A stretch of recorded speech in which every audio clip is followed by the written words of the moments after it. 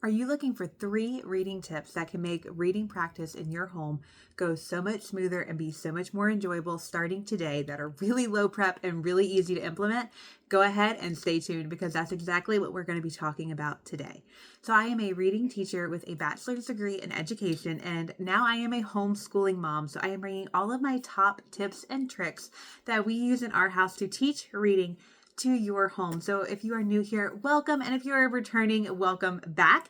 Today, we're going to be talking about 3 simple homeschool tips that you can implement today because we all love low prep, easy to use things, right? We don't have a ton of time to be prepping supplies and coming up with new strategies. So these 3 are really simple, really easy, and they can revolutionize your reading experience.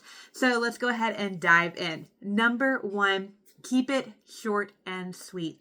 If your child is struggling with reading, they are not going to want to do hours of reading practice. That is going to be very overwhelming for them and for you. So keep those reading and phonics instruction times to about 15 to 20-minute chunks, and you can implement them twice a day. So once in the morning, maybe we go over our letters and sounds, and in the afternoon, we go over blending. Or in the morning, maybe we read a short story, and in the afternoon, we practice that story again and do comprehension with it. So think about doing short, simple tasks that take like 15 to 20 minutes. You don't want to keep them sitting too long. You want to keep that reading instruction, go over the letter, go over the sound, go over the blend, go over the sight word, whatever it is that you are doing for that day, you're going to want to do it and then maybe do 2 15-minute chunks throughout the day. And that's going to be your reading instruction. Tip number 2 is to keep it hands-on and interactive.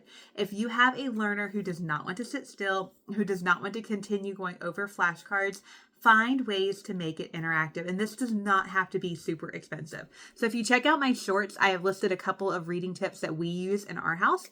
And I will be doing some of those through the upcoming weeks. So you can go ahead and check those out. But you can write words on index cards, tear them in half, lay them down, have them read them, and see if they can beat a timer. You can have them try to match rhyming words that you wrote on index cards and lay them out.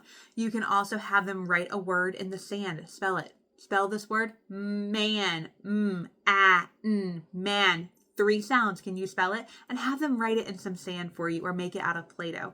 You can put words out on the floor. Write different words on the floor. Like call out a word. Have them hop onto that word. They're having to read it and to be able to identify it in order for them to step onto it.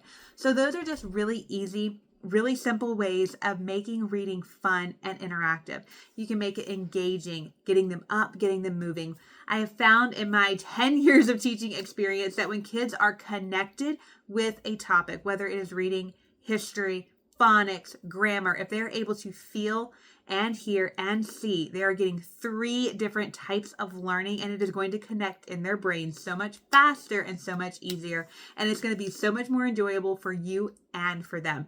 So find fun, hands-on, interactive ways to really help them connect the letters and the sounds in their brain. And tip number 3 is to read for fun, not just for practice. So when your child is struggling with reading or you are trying so hard to get them to read, it can be really tempting to make every reading encounter a lesson. Like, can you read this word? Can you read this word?